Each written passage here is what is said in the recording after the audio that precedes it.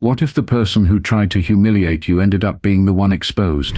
At Charlie's 24-hour diner, Sarah Carter was just another waitress, tired, overworked, and overlooked. But when billionaire Logan Whitmore walked in, looking for someone to entertain him, she became his target. What started as a cruel joke turned into something no one expected, because Sarah wasn't just a waitress. She had a gift, and when she sat down at that dusty old piano, she did more than play. She silenced the entire room. The neon sign of Charlie's 24-hour diner flickered against the rain-soaked pavement, buzzing faintly like an old memory, refusing to fade. Inside, the scent of fresh coffee and sizzling bacon clung to the air, mixing with the low hum of conversation. It was past midnight, the hour when tired truckers nursed their last cups of coffee. Night shift workers grabbed a meal before heading home, and drunks tried to soak up their bad decisions with greasy fries. The jukebox in the corner played an old blues tune, a melody so familiar it felt like it had always lived in the walls. Behind the counter, Sarah Carter moved with the efficiency of someone who had long since mastered the rhythm of exhaustion. She wiped down the counter, poured refills without looking, and ducked the occasional crude joke from the regulars with a half smirk and a shake of her head. She had been here for 7 years. 7 long years of late nights, aching feet, and the kind of exhaustion that clung to your bones. She wasn't supposed to be here forever. There had been bigger dreams once. Music, pianos, a life on stage. But dreams didn't pay rent, and reality had a way of swallowing people whole. The door swung open, the bell above it jangling with sharp finality. A gust of cold air swept into the diner, sending napkins fluttering off tables. The laughter died down. Even before she looked up, Sarah knew. Someone important had just walked in. A voice cut through the silence, smooth and commanding. "Damn, this place is still standing?" Sarah turned, and there he was, Logan Whitmore, billionaire, tech mogul, arrogant as hell. And tonight it seemed, he was looking for something, or someone to amuse him. Sarah Carter had never planned on spending her life pouring coffee and scrubbing down sticky counters at Charlie's 24-hour diner. But plans had a funny way of slipping through your fingers when life came swinging. She was born and raised in Detroit, where the winters were brutal, the summers sticky, and the sound of jazz and gospel bled through the cracks of her apartment walls. Her grandfather, Willie Carter, was a jazz musician, one of the greats in his time. But talent didn't always pay the bills, and after years of playing in smoke-filled bars and run-down clubs, the only thing he had left was a battered old upright piano and a granddaughter who adored him. Sarah had learned to play by ear, watching Willie's fingers move effortlessly across the keys. By the time she was 10, she was playing full songs. By 13, she could improvise like she was born to do it. Music wasn't just a hobby. It was who she was. It was her heartbeat, her lifeline, the only thing that made her feel truly alive. She had dreams once, big ones. She wanted to study at Berkeley or Juilliard, to play in jazz clubs, to create music that made people feel something real. And for a while she believed it was possible. Then life laughed in her face. When she was 17, her grandfather's hands, those hands that had once danced across piano keys, started trembling. At first it was small, a missed note here, a slight shake there. Then it got worse. The diagnosis came fast and brutal. Parkinson's. Suddenly dreams didn't matter anymore. Medical bills stacked up. The piano sat untouched. The music stopped. By the time she turned 18, college wasn't an option. There was no money, no scholarships, no backup plan. Instead of heading to a conservatory, she picked up a job at Charlie's diner. Just for a little while, she told herself. Just until she figured things out. That was 7 years ago. Now Charlie's was her stage, but instead of an audience, she had truckers and night shift workers. Instead of a piano, she had a coffee pot. She had told herself she was okay with it, that life was just like this sometimes. But deep down she knew she was lying to herself. And tonight, as Logan Whitmore swaggered into the diner like he owned the damn place, she felt something stir inside her, an old familiar resentment, the kind that had nothing to do with him but everything to do with where she was. Logan was the kind of man Sarah had seen before, wealthy, powerful, and completely oblivious to the struggles of people like her. The kind of man who thought the world existed to entertain him. The second he walked in, the energy shifted. The laughter died down. Conversations dropped to murmurs. Even the jukebox seemed quieter. Sarah kept moving, topping off coffees, and pretending not to notice the way Logan's eyes followed her. She had no interest in whatever game he was about to play. But Logan had decided she was going to be his entertainment for the night. She approached his table with her notepad, her face carefully neutral. "What can I get you?" Logan leaned back, stretching his arms across the booth like he was settling into a throne. "Whiskey." Sarah didn't even blink. "Coffee." He smirked. "Sure, why not?" She jotted it down and turned to leave, but his voice stopped her. "What about you, sweetheart?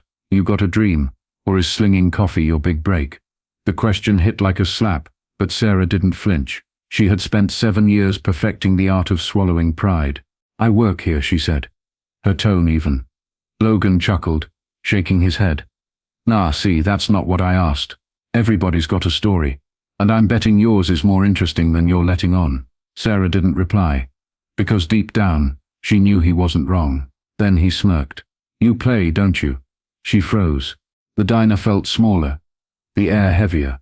Her past, the music, the buried dreams, the piano collecting dust in her apartment, all slammed into her at once. "How do you know that?" she asked, her voice quieter now. Logan just grinned. "I can always spot talent, even when it's wasting away in places like this." The words hit harder than they should have, because the worst part? He was right. And that's when she realized, this wasn't just a conversation. This was a challenge, a test, and everyone in the diner was waiting to see if she would pass or break.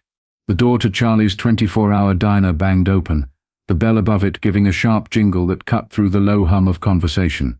A gust of cold New York air rushed inside, carrying the scent of rain and the kind of arrogance only money and unchecked power could bring. Logan Whitmore had arrived. Sarah didn't look up right away. She didn't have to. She felt the shift in the room, the way the easy chatter died down, how forks scraped against plates a little slower. Some of the regulars exchanged quick glances like they recognized him, but weren't sure if they wanted to. She glanced up just in time to see Logan strut inside, dripping in confidence, like he owned the place, and maybe in his mind he did. He was exactly the kind of man Sarah had spent her life avoiding. Wealthy, smug, and always looking for someone to entertain him. He was tall, sharp-jawed, dressed in an expensive navy suit that looked painfully out of place in a grease-stained diner.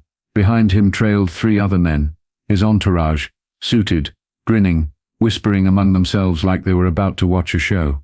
Sarah had seen his type before, rich men who thought they were untouchable, and tonight it seemed, he was bored. Logan slid into a booth, like a king taking his throne, stretching out lazily. He scanned the place, unimpressed, his fingers drumming against the sticky tabletop. "Damn," he muttered, loud enough for everyone to hear. "This place is still standing." His companions chuckled, their laughter sharp, rehearsed.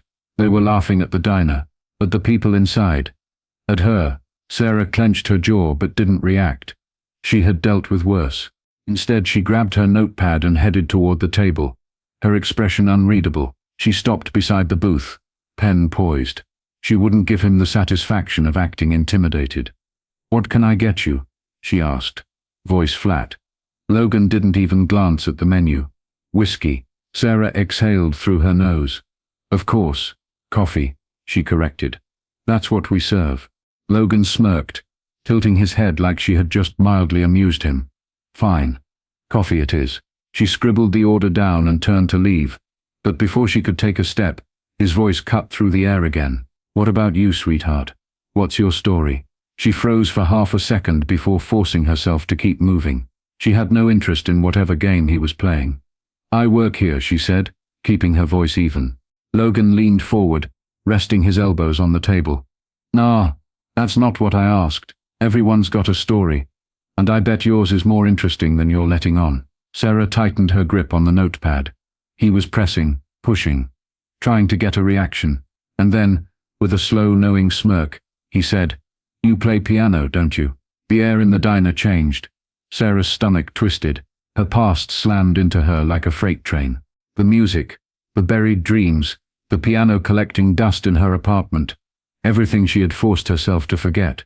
Her fingers twitched, not from anger, but from something deeper, something she didn't want to name.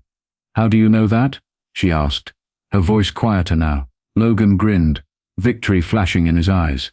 "I can always spot talent, even when it's wasting away in places like this." The words cut sharper than she expected, because deep down she knew he was right. And suddenly, the game had begun. Sarah felt the weight of Logan's words settle over her like an unwelcome shadow. "I can always spot talent, even when it's wasting away in places like this." The air in Charlie's diner had shifted, thick with something unspoken. The low murmur of conversations faded as people started listening in, eyes darting between Logan's smirk and Sarah's clenched jaw. She had dealt with customers like him before, the rich, the entitled, the ones who treated people like background props in their own personal show. But Logan Whitmore was something else entirely. He wasn't just playing, he was hunting. Sarah straightened her back, refusing to let the comment dig into her. "Like I said," she replied evenly, "I just work here." Logan's smirk widened. "See, that's where I don't believe you."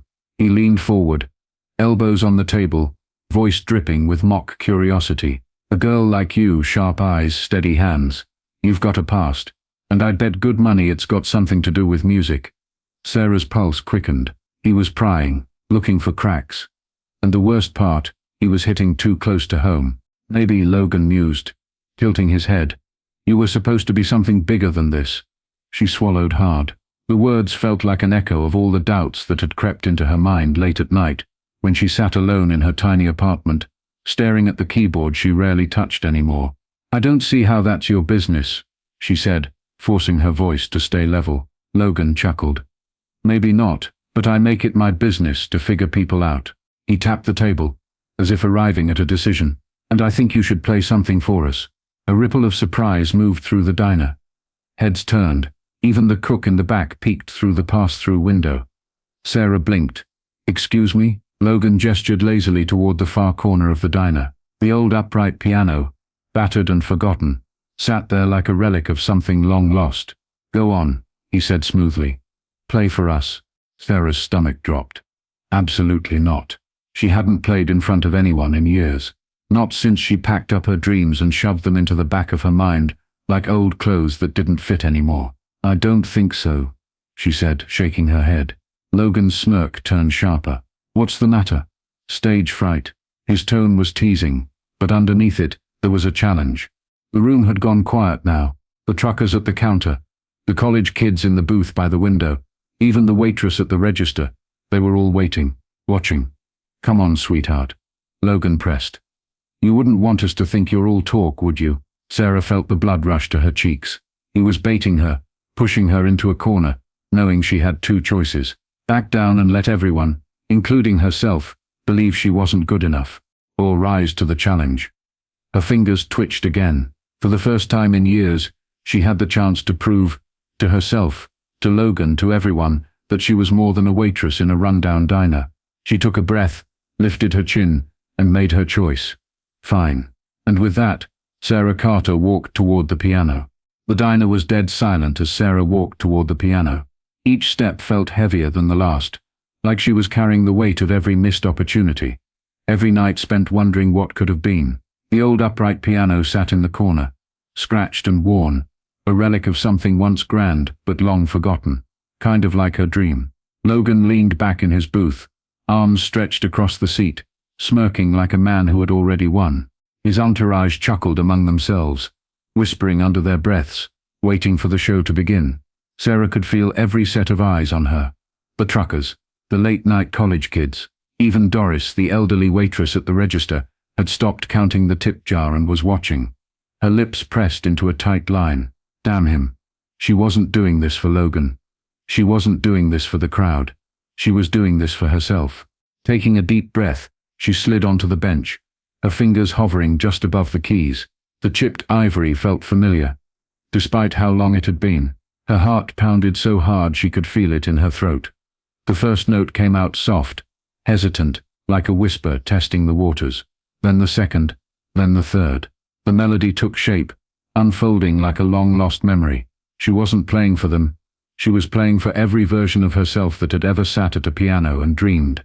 The sound grew, filling the tiny diner with something raw, something real. She played the blues deep, aching, rich with the kind of emotion that came from living too much life in too little time. And the diner listened, Gone was the chatter, the casual indifference. Even the fry cook had stepped out from the kitchen, wiping his hands on a rag, eyes wide.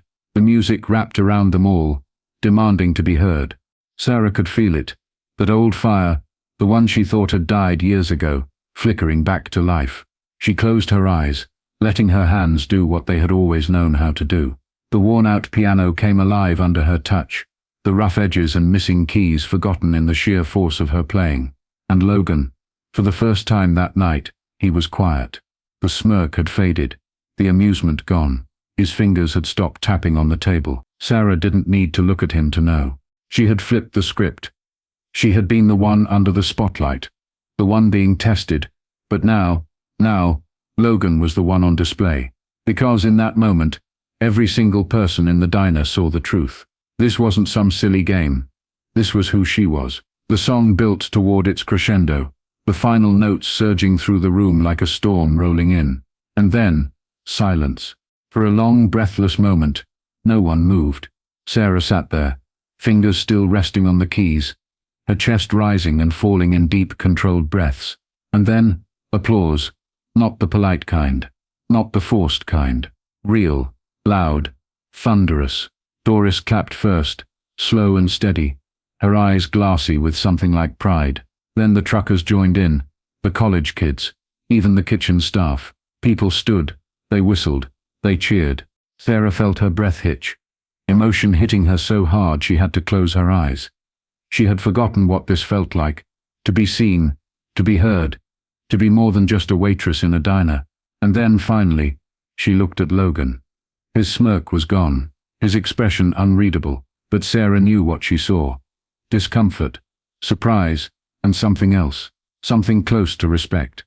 He lifted his hands and gave a slow, deliberate clap. But it didn't matter anymore, because she had already won. The sound of applause still hung in the air, as Sarah slowly lifted her fingers from the piano keys. Her heart pounded, her breath uneven, but she had never felt more alive. She turned, taking in the scene, truckers clapping so hard the counter rattled, college kids whistling. Even the old man who sat in the corner every night nursing his black coffee had a rare smile on his face. And Logan, he wasn't smirking anymore. For the first time that night, he looked unsettled, not embarrassed, not angry, just caught off guard. Like the script had been flipped, and he wasn't sure how to play his part anymore. The slow, deliberate clap of his hands was the only sound in the diner now. A weak attempt at regaining control. Well, he said, forcing an easy tone. That was unexpected. A few nervous chuckles from his entourage. No one else laughed. Sarah stood from the bench, brushing her hands on her apron. She didn't need validation from him. She had already gotten it from the people who mattered.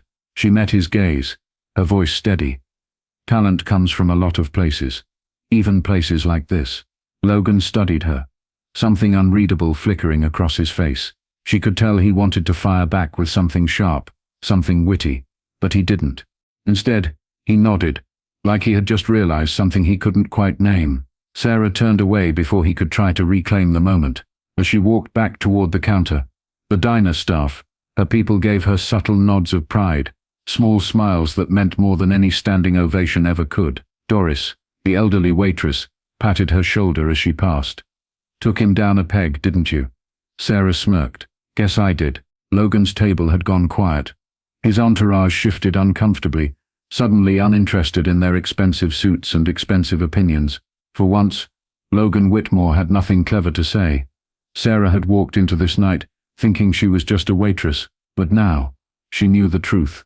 She was an artist, and no one, not even Logan Whitmore, could take that away from her. As Sarah returned to the counter, the applause still echoed in her ears. This wasn't just about proving Logan wrong. It was about proving something to herself. A trucker near the register gave her a thumbs up. Damn girl, that was something else. A college student grinned. Best thing I've seen all week. Even the quiet old man in the corner, who never spoke to anyone, raised his coffee cup in a silent toast. Sarah exhaled, a slow, deep breath. For the first time in years, she felt seen. Not as a waitress, not as someone who let go of her dreams, but as an artist. Logan's voice cut through the moment. You've got a gift, he admitted, almost begrudgingly. Sarah met his gaze, her expression unreadable. "Everyone has a gift," she said. "It's how you use it that matters." Sarah's story is more than just a moment of triumph. It's a reminder of the power of self-worth.